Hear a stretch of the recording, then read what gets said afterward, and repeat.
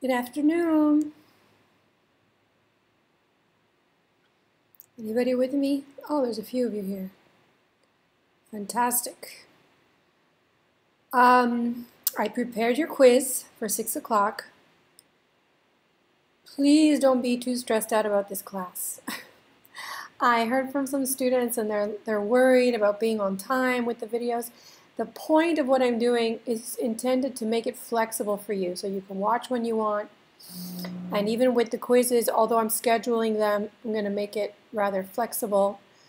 The quiz will be posted for 3 hours tonight. And I'll give you an opportunity to rewrite it because I think I made it rather challenging. But some of you who see this as fun or a good distraction can enjoy the quiz. If you don't see it as so fun and you rather delay taking the quiz, that's fine too. I'll set it up at another date. Maybe I'll have running quizzes. Maybe I'll put a probability one next week, and then let me see the schedule. I'm going to just check to see. I'm going to check to see when is the next.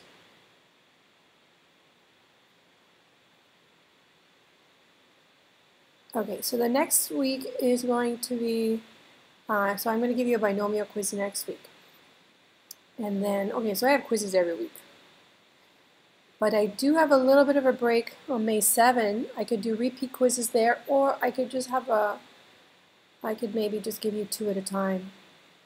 So people who didn't get it can get it. So I finally got to my office today, and I was able to pick up my notes, well, my grades and your quizzes. So I'll be able to mark the NOR quiz. I know it's a long time ago, but I never got to my office to pick it up. So I'll grade that, and I'll put all the grades together. People have been asking about the midterm grades as well, and I'll deal with that. The issue has been that I'm also the finance department director, and I've had to do a lot of administrative stuff that I don't know how to do, that my secretary usually does, but she has no internet at home. So working on resolving that now that we're going to stay home indefinitely. Can I say that? For a while. So I know what it is to be pressured with, I don't even know where to start some days, but you guys are my priority, I have to admit. This class, you guys are my priority, and everything else is, you know, I take care of it before deadlines most of the time, and maybe not perfectly, but I do manage to take care of everything, and there are a lot of things for me to do. So please take advantage of the fact that I'm reading your emails and I'm here for you. You can ask me questions, you can tell me to go slower. But what you have to do is find the time in your day just to sit and watch my videos. If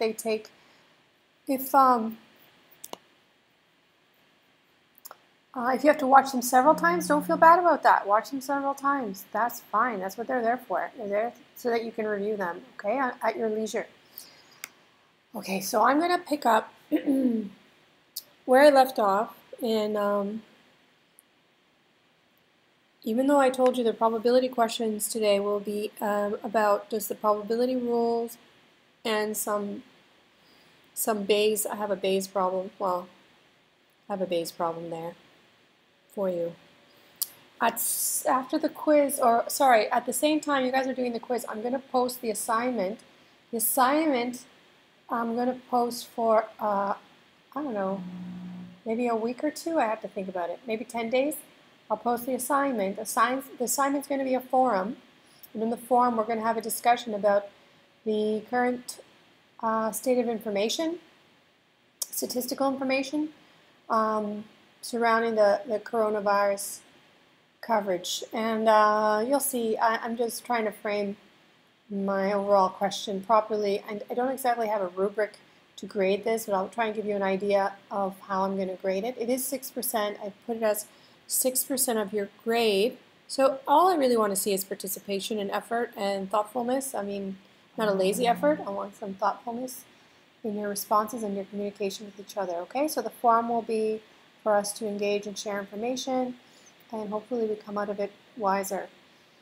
Okay, so let's look at where we left off.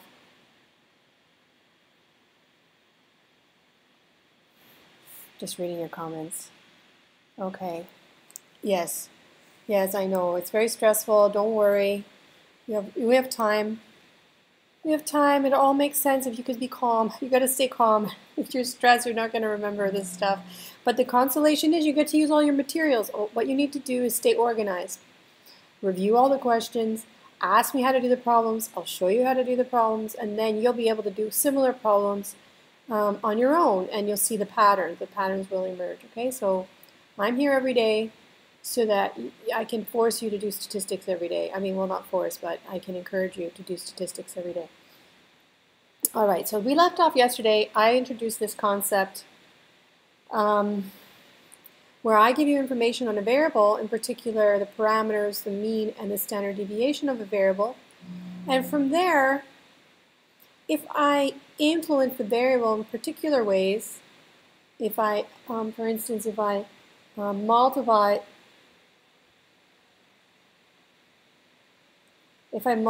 the variable by a specific scalar, a number, and or I add a number to it, so I'm amplifying it. That's what the multiplication does.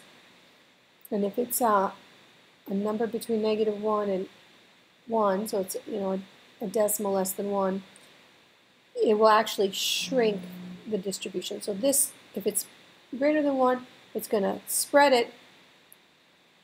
Otherwise, it's going to tighten the distribution. And then this is going to act like a shift. The A will act like a shift factor. Okay, so this is an amplifier, and this is a shift factor. I hope that doesn't sound too fancy. We talked about it yesterday, so look back at that to get a better feel for that. So what does this say? This is filled with symbols. So this is the x, the variable. We usually use the symbol x, whatever kind of distribution it is. It doesn't matter. Okay, this is a rule for all types of distributions, continuous, discrete, all types of discrete and continuous distributions.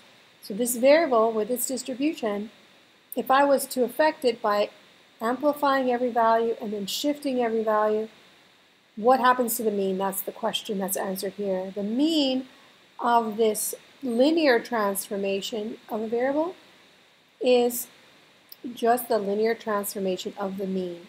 Okay, and I explained yesterday that this is the symbol we use for the mean, and this E is saying find the mean of this new variable. Okay, so this is that we create a variable from one that we know, and it results whatever we do to the values of the variable, we do to its mean. Okay, so this is also amplified by B and then shifted by A. So I have some calculations here. If this bothers you, you don't have to look at this. It's just to prove what I'm saying. This says, okay, so I'm going to solve this. This says, what is find the mean of this new variable, a plus bx. So then I'm going to use this symbol to say, find the expected value, E for expected value of this new variable. So I have to put it in the formula. This is the weighted mean formula. If you don't recognize it, that's what it is. I'm putting the values in here, and this is the weight, right? Because it's weight. This is the weight times the score, or the value of the variable, and then you sum them up, right? That's the weighted mean. So I just do some algebra here. I distribute the P, and then I write it all out, and I regroup, and I prove to you that this can be rewritten like this. You'll never have to prove that. It's just for people who have, I don't know. I mean, you never have to prove that. I put it there because I think it's really neat that you can, and you'll see most of the time, you can solve these properties. The point for you is, if I give you a variable, then from that variable, without having to collect data on the variable and over a period of time to determine its long-run relative frequency in terms of its expected value and all of this, rather than doing that, you can just use the properties of the original variable and this rule that says whatever you do to the values, you do to the mean. So there's some examples that we're going to do at the end of this discussion. I have 4 examples, and we'll go through them. Maybe not today, but you guys will go through them at least. Okay, so here's some more examples.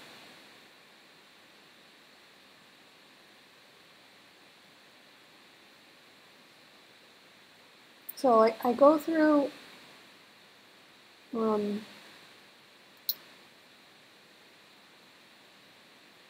anyway, I'll let you guys read through this part here. So this is the next property. What's all this? Okay, so this is the second rule for means.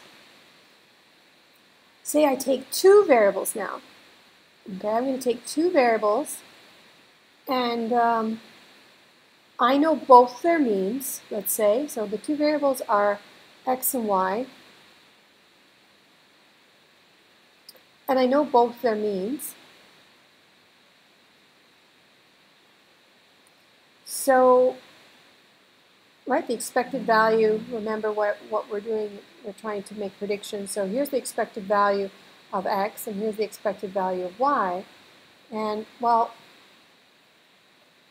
what if I combine those variables and make a new one? Like, let's say I call it z is x plus y. What am I doing there? Let me make that a little clearer. That's my new variable. X plus y is z.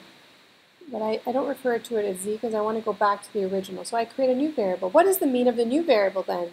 If you know x and you know y, would the mean of the new variable just be the sum of the means because all you did was add the variables together? Well, it's true. That's the rule. So the mean of a sum of 2 variables is the sum of the means. That's pretty intuitive, no? So what should I think about there? Let's say, this is the practical example is, let's say I'm interested in an investment. Okay, so this represents the returns on a stock X, and I want to combine it. I don't hold investors don't hold just one stock at a time. They hold them in bundles or portfolios. So let's say I want to hold a Y as well. So knowing about the characteristic of X, the mean and standard deviation of the returns, returns on the market, the price going up, stock price going up. And knowing the information on the returns for Y,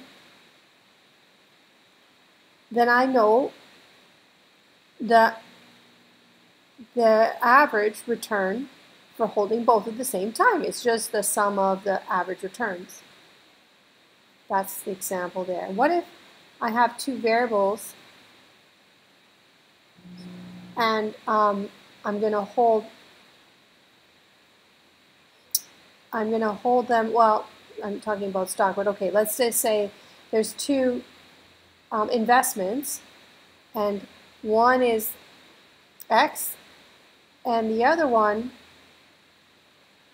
I'm not going to hold them together. I'm going to, well, this is not a good example here, but let's just talk about 2 variables again. So 2 variables, and what is the result of subtracting those variables from each other? So not z now, let's talk about w. So what if there's w, and w is x minus y? Should the expected value of the new variable w be the mean of x minus the mean of y? Well, of course it should. That's intuitive. Okay? And I use all these symbols to show you that the operator e splits up into the single operators for each one. This just means expected value of x, and that's why I write the mean x there. And that's the expected value of y. Okay, so expected value is the symbol for the mean. So then I have some examples to illustrate that. I'm going to skip over those. You guys can read through those. And because I want to go through this and then do some of the bigger examples that I have at the end. Okay.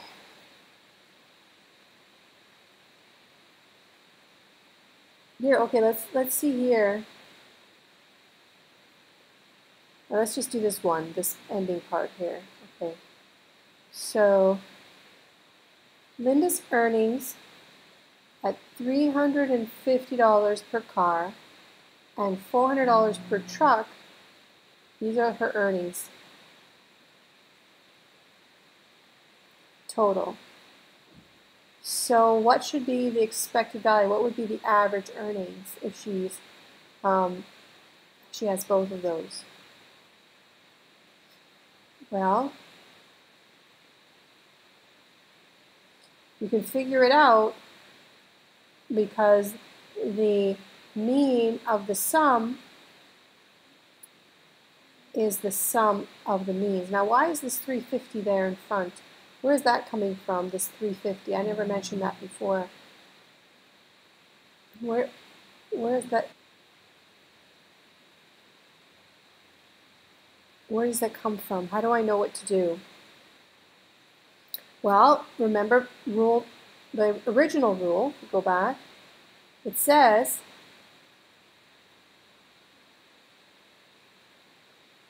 so we're going to combine what we learned in the first part here, part 1, linear transformations, with the sum of variables. Okay? So remember, in linear transformations, if I pre-multiply x by a scalar, like a constant, then the mean will be multiplied by that scalar. Whatever I do to the value, I do to the mean. And then there's also the shift factor. So I'm just concerned now or looking at this multiple in front. So what happens is I'm combining basically the rule 1 and rule 2. And now if I had 350 in front, like this, the mean just has 350 in front. And this mean has 400 in front. And because I know those two values, they were given to me, I can solve for the new mean. All right? So to do this problem, I use the first rule together with the second rule. And that's that. Okay, so what this is intended to do is make it much easier for you using these rules. You can easily, from one variable, derive another related variable, as long as the way you got from one to the other is by multiplying a value, adding a value, or adding one variable to another variable. So you can do all those three things, and these rules apply. Okay, so those are the rules of means. What about the rules of variances? What's a variance? Let's see. Remembering the way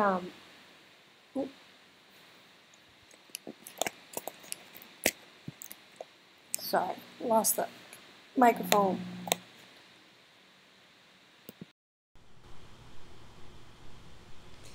Okay, so let's look at the rules for variances. This formula should be familiar. If you're calm staring at this formula, you should recognize it. This is the formula for variance, the weighted variance. Okay, if you don't remember that, go back, look at GDS. I did a video on this, a discussion about this. And again, I don't expect you to write things like this. I'm just showing you where I'm deriving these results from. Okay, so this is the original. This is the weighted variance. And from the weighted variance, remember, because we have a square factor there, it squares also the unit, so we have to take the square root at the end to get the standard deviation. But we're going to work with this. What does this say? This is the formula for the variance. I can write it like this, I can write it like this, and I can write it like this. Right? These are the square deviations from the mean. This is the average, that's what the E means, of the square deviations from the mean. So that's what this is. This is the average of the square deviations from the mean, the weighted mean. Now, how does this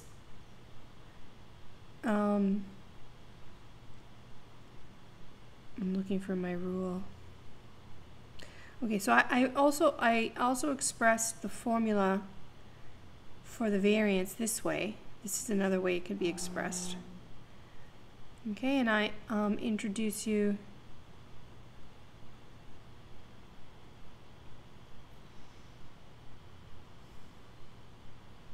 to calculating the variance, so you can calculate it, all right? But that's not the key. That's not exactly what I'm interested in. I'm just showing you here in this example. You're just getting an idea of what the variance is. But what I want you to do is use the properties that I'm going to show you now to calculate variance of different variables. So linear transformation, what's that again? Okay, so if I take a variable and I do this thing again where I multiply it by some value. Sorry. I multiply each value by B and I shift each value by A. We remember with the mean, what that achieved was whatever I did to the value, each value, I did to the mean. But is that true for variances? So if you think about the variance, let's think, if I have an original distribution that looks like this, and let's say I do this to it, I do something, I multiply it by some value B that's greater than 1, and then I shift it by a positive number A, it moves over. It would move over and it would be even flatter, right? That's what we discussed yesterday. It would be moved over and flatter. Oops, that back. Moved over and flatter.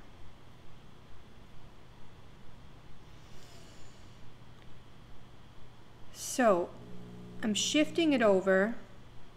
This shift, okay, sorry. So how does that change the variance? What is the difference in the variance between this shape and this shape? And which of these affected the variance? Did shifting it or moving it A affect the variance? No. A, the shift factor,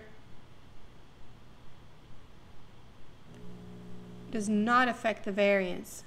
Okay, that's why when I solve for this, the variance, just like remember when we did this, when we calculate the variance, we're squaring all the deviations from the mean. All the values get squared and we have to take the square root to get back to the units of the problem, of the variable. Remember that. So in the same way, the variance operator, this thing here, also squares every value, including the coefficient in front, the B, or the coefficient in front, and then it also squares the variable.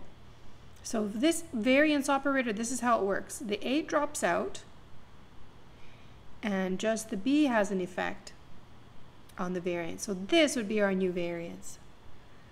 Okay, so it's just a property. I put it in a box. It might be intimidating for a while, but you just got to accept it and use it to your advantage, okay? Because the variance, okay, so let's go back to say, so if I have a linear transformation of the variable, the variance of the linear transformation is going to be the variance of the original value, the original variable, multiplied or amplified by a squared factor of the coefficient in front. Okay, so that the main thing is that the A drops out. It doesn't get included in affecting the variance because it doesn't affect the variance. The only thing that does is the amplification here. And if you don't know what I'm talking about, watch the video from yesterday to see how I did that. Okay, now because that's true for the variance, let's take the square root. And this is much more handy, this formula. So basically, the variance of a linear transformation of a variable is just b times the standard deviation of the linear transformation of a variable is b times the original standard deviation. Okay, so you guys are like, what is this all about? This is all going to come in handy, all right? And I do some examples here that you can look at, because I'm not going to give you everything in the video. You have to sit and read this through. Now, this is the second property. The second property is for variances, is the sum or the difference. Okay, so just like for the sum, the mean of the sum of variables was just the sum of the means. Should the variance of the sum just be the sum of the variances?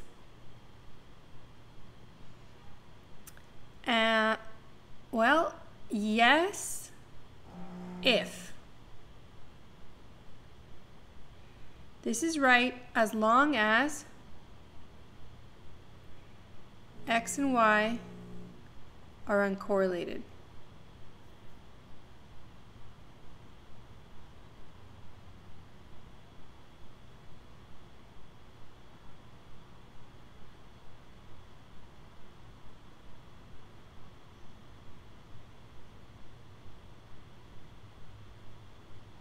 That says uncorrelated, okay? So if they're not correlated, it is the case that is this simple. The variance of the sum of two variables is the sum of the variances. So again, back to my example of holding two investments, two stock. If I want to know the variance, and that's really important with holding stock because I care about how risky,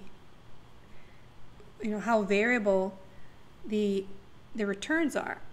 Okay, yeah, maybe I'm going to get 12% return if I invest in a certain company and buy its stock.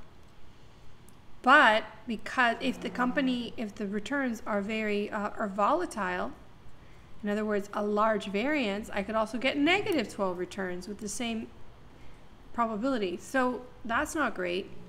But my point is that I could hold that together with another stock that can mitigate the impact of that. So that's the idea of portfolio of stocks and securities. Usually you hold what's called a diversified portfolio. So when one or a set of securities perform poorly, the other ones make up for it. So anyway, I have an example of that later. But okay, so let's say I hold two in my portfolio, these two securities. What's the variance of my new portfolio? Well, it should be the sum of the two variances. Okay, so if I'm going to hold two together, the variance of one, the volatility of one, just is amplified, or it's added to the variance of the other. What about the variance of the difference of two securities? Or, sorry, of two variables. In this case, it's the same thing. This is not a typo. Okay, but when you're looking at the variance, whether you add them or subtract them, they compound. Okay, the variances compound by adding them together. I could prove this to you mathematically in general. If they're uncorrelated, you could see this. You can imagine, think about what we just learned in the first rule for variances. In the first rule for variances, I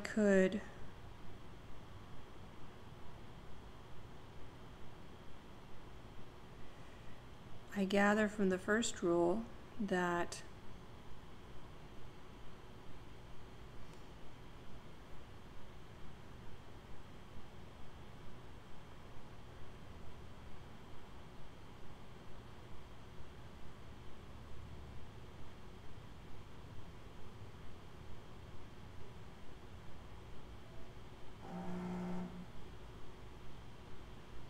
you can see that negative or the subtraction as a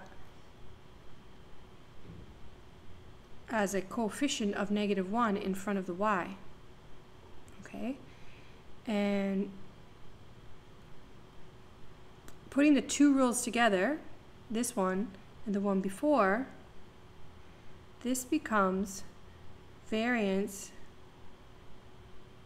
Sorry, let me do that again. This becomes sigma squared x, and this one should become -1 squared sigma y squared.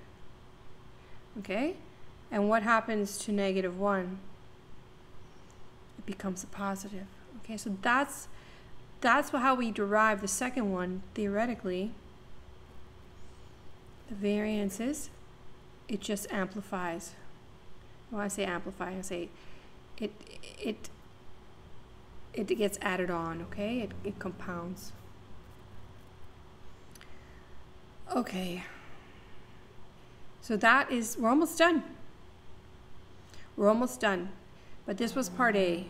So this was for independent random variables or uncorrelated random variables. That's going to happen. But what if the variables are not uncorrelated? In other words,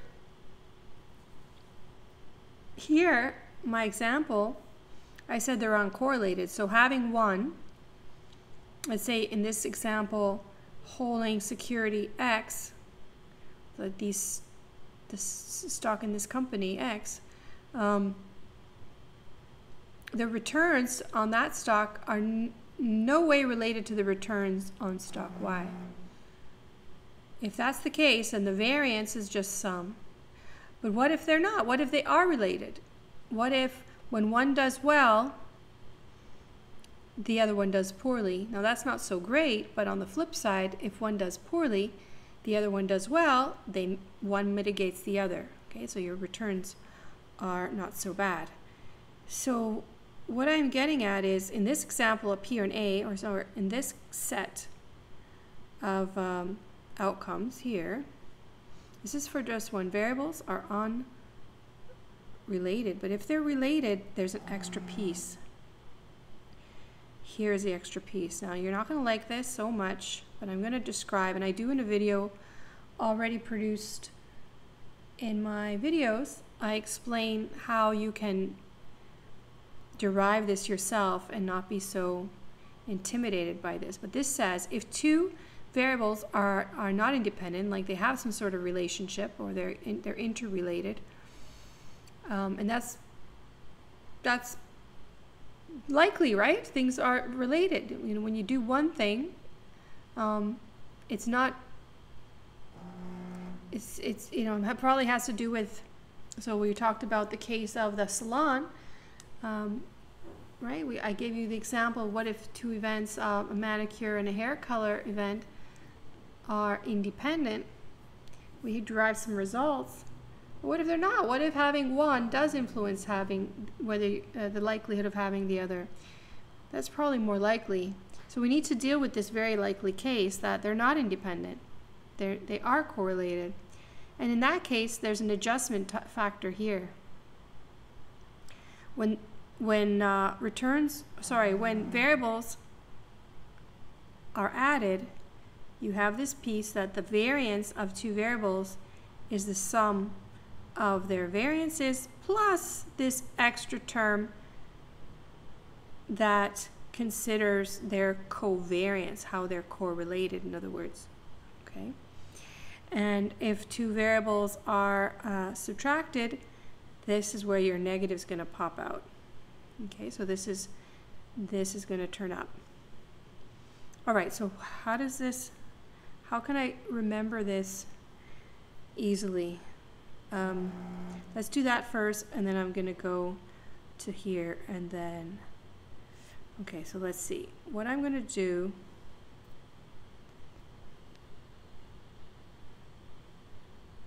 there's a lot of information on this page. I'm going to spend some time here before we go. Okay, so let's see. Let's think about, you guys have to be in a positive mood. for me to do this because this is kind of fun. All right, so let's talk about x and y being in a matrix, right? We're going to think about the combinations, all the possible combinations in a matrix with x and y. So I want to think about the covariance of x with x. And then I want to think about, so these are all the interactions that are going to happen. X with x, the covariance of x with y, the covariance of y with x, and the covariance of y with y. Right, so that's the matrix. You're going to think about, when I do this, you're supposed to think about what is covariance. You're probably like, what is covariance? Remembering what covariance is. Covariance was the numerator in calculating the correlation coefficient. Remember the correlation coefficient, R, was covariance. It was the standardized covariance that gave us R. That's a simpler form for it. So I'm going to start using this notation. Okay, so covariance, standardize, converts the values into an index between -1 and +1. So that's what these two are. These are the same thing, right? If I write x first or y first, doesn't matter. Those are the same thing. If you remember the formula. And what about these? What are these? Covariance of x with x. Is there something special about covariance of x with x? Let's see. I'm going to use the form for the sample. It's a little more intuitive for me. So for the sample covariance, what was the sample covariance?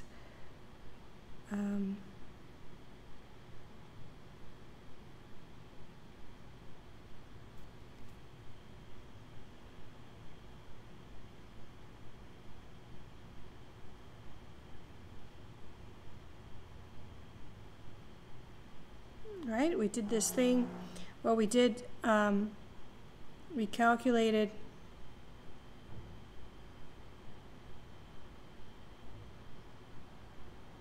you calculate the covariance this way by taking the deviations from the mean and multiplying them and taking an average, what I called like an average. But what if it's x with x? What happens then? Let's do this x with x.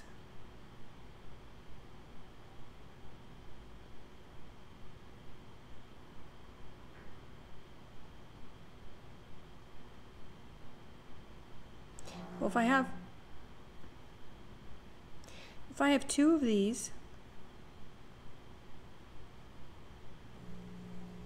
sorry, I didn't like that was messy. So if I have two of those, I can just put a 2 here, right? Well, what is this?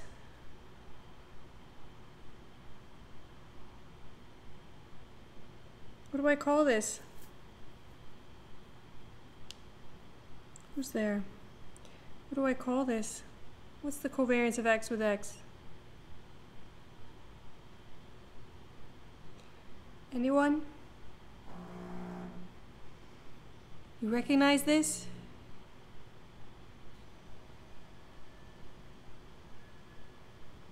This is the variance.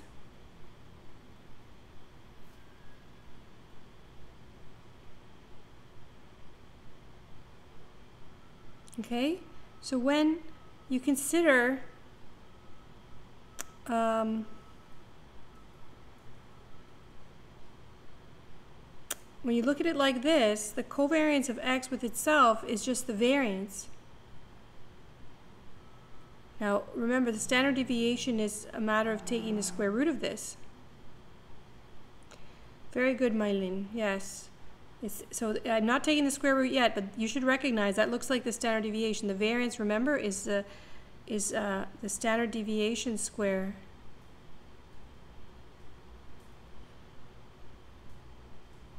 All right. Very good. Okay, so what does this mean? Let's go back to my matrix above. Back here, there's my matrix. So this could just be called,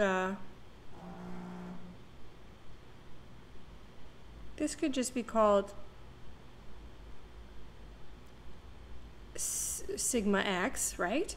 And this one is sigma y, same idea. So this one is sigma x, and this is sigma y, which means, oh, with a square on it. All right, so that's the variance of x, that's the variance of y. And now you see that I have two of these and one each of these. Does that look familiar? What I've done is I've derived the variance of x plus y. The matrix allowed me to do that. I've considered all possible combinations of variation with my two variables, and I've derived that it's going to be a total of variance of x plus variance of y plus two covariances. So that's where that formula comes from.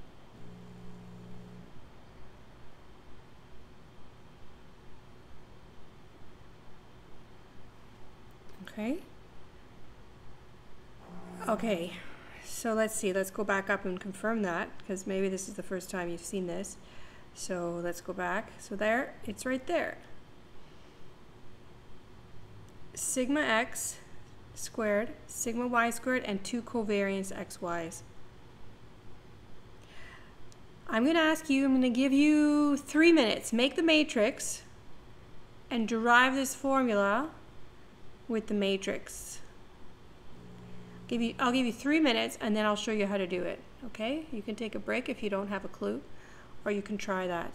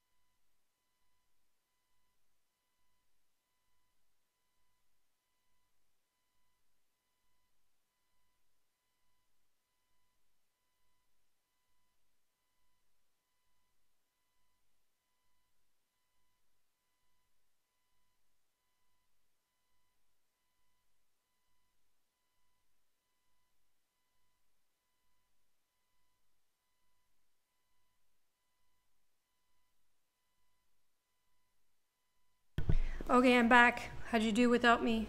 Did you do something?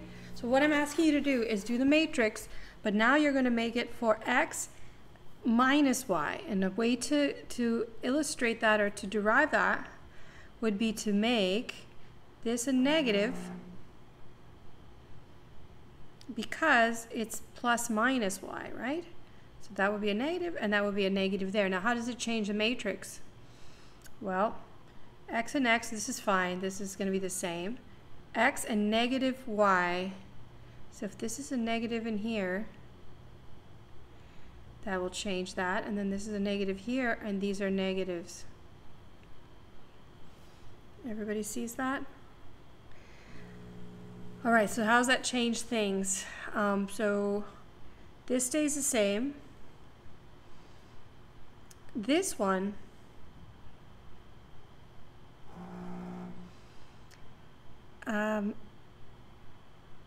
this negative y inside of here, let's go back down to our formula below, okay? So if there's a negative y, let's derive the covariance. So now I'm going to change this to a negative. And that means that this is a negative, and then this is going to be a negative. How am I going to do this? Because then it's going to be,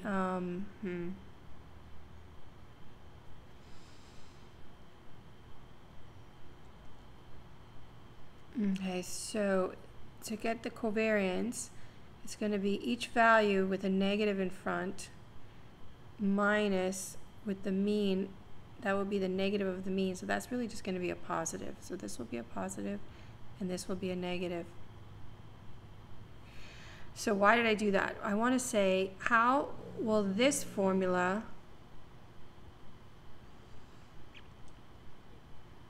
relate to the original one with cov?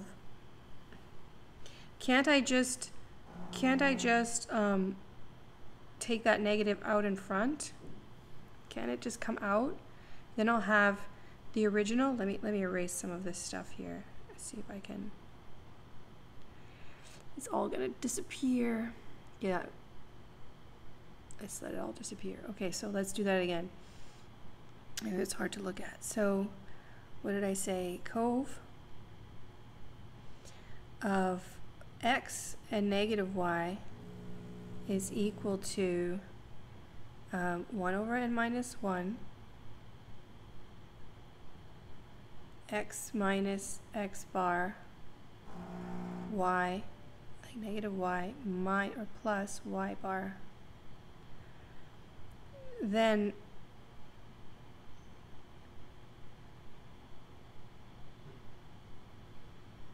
I could just pull that negative 1 out in front. Okay, so now I'm going to just put the negative 1 here. If you have trouble with algebra, don't distress too much and just work with the patterns, okay? So if you say you're not a math person, but you're more creative, work with the creative side, because really, this is just about a pattern, seeing a pattern here. So there's actually no numbers here, just patterns. Okay, so that's a negative 1 in front. So this is just what this is saying, what I've just shown you, that you never have to redo this again, just remember the result, that this is the same as negative covariance xy. So if one of these are negative, the negative goes in the front. Okay, so it's like an operator. Whatever I do to this with a negative inside, the negative comes out in front. So let's look at that. Let's see. So that means that this one will be negative cov xy, and then this one also will be negative cov xy, and this one will be a negative times a negative, or a positive sigma xy. So this means that I'm going to repeat the whole thing down here. I'm going to repeat it before we go. I'm going to do the matrix, okay? So follow me. Let's start over. X minus y and x minus y. That's going to be sigma x squared, because it's covariance of x and x, which gives you that. And then here, you're going to get cov of y and y, and it's a negative and a negative come out, so it becomes a positive 1 in front. And then you're going to have negative cov xy. And here's going to be negative cov x y. So that's why for the subtraction of the two variables, that's why you get the result that you get. I'm going to express it here. Let's put it all together. So the variance of x minus y is equal to sigma, so the variance of x plus the variance of y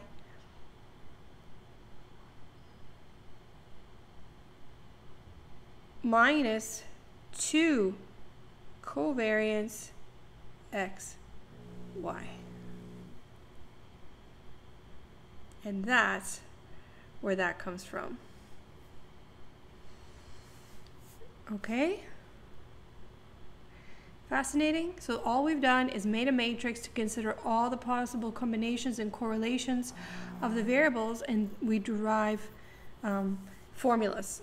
Now I could do this for 3 variables. I could do this for k variables. This is the basis for portfolio theory, where you combine many stock, many, because portfolios have a number of stocks in them, and combining them in the matrix, you can compute the variance of the portfolio using this approach.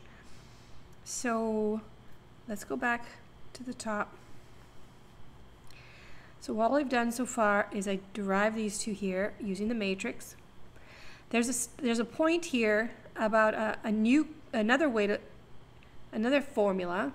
All that's happened here is, rather than putting covariance, it's replaced with this. And what is this? Well, that comes from the formula that you already know. You know that covariance, well, just like I said, that R, right? R was equal to, but I'm using, remember, since we started this unit, I've been using all these Greek symbols. Actually, I probably shouldn't even use covariance. I should just use, sometimes I write a sigma xy for that symbol. That represents this, okay? Because I'm using the Greek letters to indicate these are, I'm deriving these for distributions of data, distributions that were determined looking at the variable over time, deriving information, gathering information, and studying it. So that's how I have information on the distribution of the population of data, and that's why I use the Greek letters. So remembering that correlation is equal to the covariance xy standardized. If I write this in Greek letters, I have, I'm going to use this is the Greek letter R. It looks like a P, but it's a round P. It's called rho, and it has, I can write the symbols. So that just replaces the R from sample. This is like the sample correlation coefficient. This is the population correlation coefficient. And then if I want, that's just going to be this.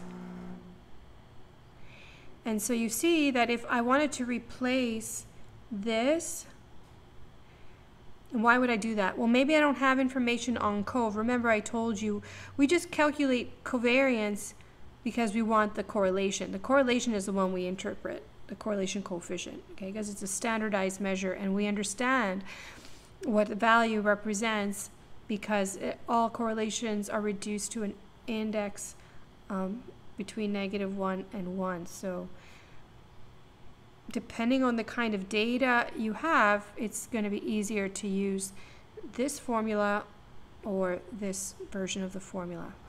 So if I just multiply this up, you see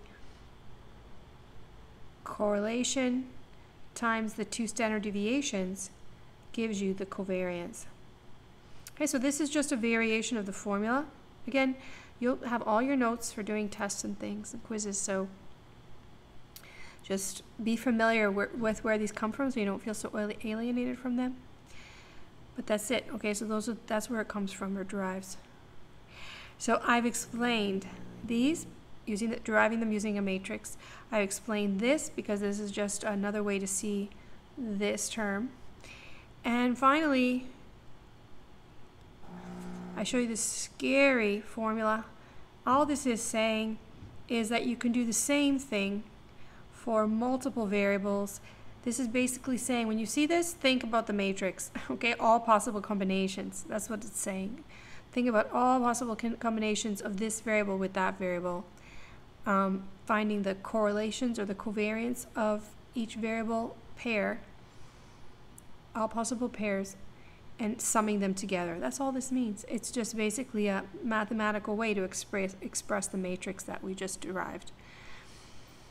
Okay, and just a point about covariances, and we already used this property.